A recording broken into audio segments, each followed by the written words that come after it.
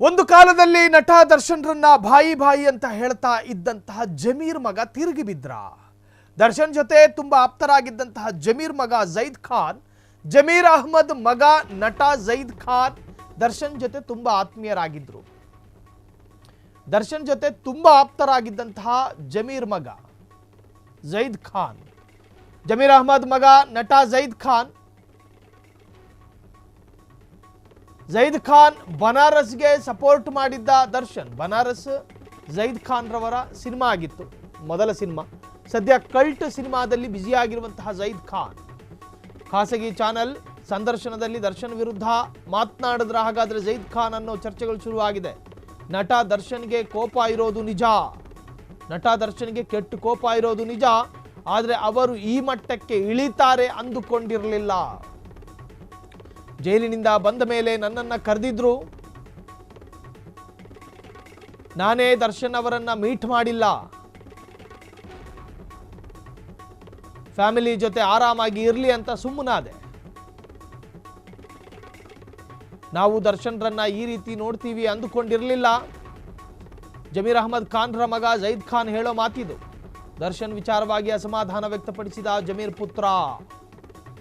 ಪುತ್ರನ ಮಾತು ಡಿಫ್ಯಾನ್ಸ್ಗೆ ಆಕ್ರೋಶವನ್ನು ಉಂಟು ಮಾಡೋದ್ರಲ್ಲಿ ಸಂದೇಹ ಬೇಡ.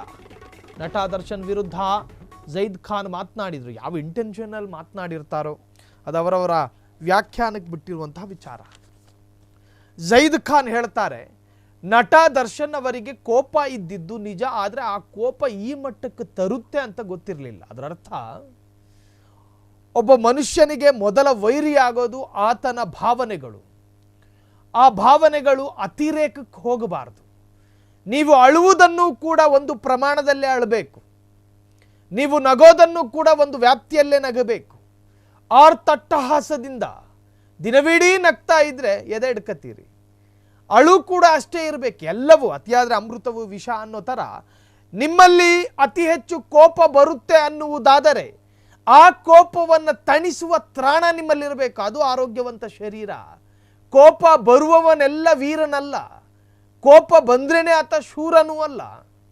ಕೋಪವನ್ನು ಹಿಡಿದಿಟ್ಟುಕೊಳ್ಳುವವನು ಜಗತ್ತಿನ ಅತ್ಯಂತ ಬಲಶಾಲಿ ವ್ಯಕ್ತಿ. ಕಣ್ಣುಗಳಲ್ಲಿ ಕೋಪವನ್ನು ತೀರಿಸಿ ಮನಸ್ಸನ್ನು ನಿಯಂತ್ರಣಕ್ಕೆ ತಂದು ಆ ಕೋಪವನ್ನು ತಾನೇ ತಣಿಸಿಕೊಳ್ಳುವವನು ಜಗತ್ತಿನ ಅತ್ಯಂತ ಬಲಾಢ್ಯ ಮನುಷ್ಯ. ಆತನಿಂದ ಜಾಗೃತೆ ವಹಿಸಿ.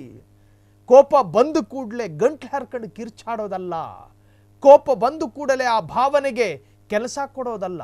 ಒಬ್ಬನನ್ನು ಕೊಲ್ಲಬೇಕು ಅಂತ ಹೇಳಿ ಮನಸ್ಸಿನಲ್ಲಿ ದ್ವೇಷ ಹುಟ್ಕೊಂಡಾಗ ಹೋಗಿ ಕೊಲ್ಲಬೇಕು ಅಂತಲ್ಲ, ಅದನ್ನು ನಿಯಂತ್ರಣ ಮಾಡ್ಕೋಬೇಕು, ಆ ಕೋಪವನ್ನು ತಣಿಸ್ಕೋಬೇಕು. ಜಮೀರ್ ಮಗ ಜೈದ್ ಖಾನ್ ಹೇಳ್ತಾನೆ, ಅವರಿಗೆ ಕೋಪ ಇದ್ದಿದ್ದು ನಿಜ, ಆ ಕೋಪ ಈ ಮಟ್ಟಕ್ಕೆ ತರುತ್ತೆ ಅಂತ ಗೊತ್ತಿರಲಿಲ್ಲ. ಅದರ ಅರ್ಥ ಕೊಲೆ ಮಾಡೋ ಮಟ್ಟಕ್ಕೆ ತರಬಾರ್ದಾಗಿತ್ತು ಅಂತ ಜೈದ್ ಖಾನ್ ಹೇಳೋದು. ಸೊ ಜೈದ್ ಖಾನಿಗೂ ದರ್ಶನಿಗೂ ಒಳ್ಳೆ ಆತ್ಮೀಯತೆ ಇದೆ, ಈಗಲೂ ಕೂಡ ಇದ್ದಾವೆ. ಆದರೆ ಅವರು ಖಾಸಗಿ ವಾಹಿನಿಯಲ್ಲಿ ಕೊಟ್ಟಂತಹ ಸಂದರ್ಶನದಲ್ಲಿ ಯಾವುದೋ ಒಂದೆರಡು ವಾಕ್ಯಕ್ಕೆ ಬೇರೆ ಬೇರೆ ತರಹದ ವ್ಯಾಖ್ಯಾನಗಳು ವ್ಯಕ್ತವಾಗ್ತಾ ಇದೆ. ನಿಜಕ್ಕೂ ಕೂಡ ಜೈದ್ ಖಾನಿಗೂ ದರ್ಶನ್ಗೂ ಯಾವುದೇ ತರಹದ ವಿರೋಧಗಳು ಇಲ್ಲ. ಇಬ್ಬರು ಮಾನಸಿಕವಾಗಿಯೂ ದೈಹಿಕವಾಗಿಯೂ ಒಳ್ಳೆ ಸಂಪರ್ಕದಲ್ಲಿದ್ದಾರೆ, ಉತ್ತಮ ಸಂಬಂಧದಲ್ಲಿದ್ದಾರೆ. ಆದರೆ ಜೈದ್ ಖಾನ್ರ ಈ ಒಂದು ಹೇಳಿಕೆಯ ನಂತರ ಸೋಷಿಯಲ್ ಮೀಡಿಯಾದಲ್ಲಿ ಪರವಿರೋಧ ಚರ್ಚೆಗಳು ಶುರುವಾಗಿದೆ. ಕ್ಷಣ ಕ್ಷಣದ ಸುದ್ದಿಗಳಿಗಾಗಿ ಫ್ರೀಡಂ ಟಿವಿ ಸಬ್ಸ್ಕ್ರೈಬ್ ಮಾಡಿ, ಲೈಕ್ ಮಾಡಿ ಹಾಗೂ ಫಾಲೋ ಮಾಡಿ. ಹೊಸ ಸುದ್ದಿಗಳ ನೋಟಿಫಿಕೇಶನ್ಗಾಗಿ ಬೆಲ್ ಐಕಾನ್ ಮೇಲೆ ಕ್ಲಿಕ್ ಮಾಡಿ.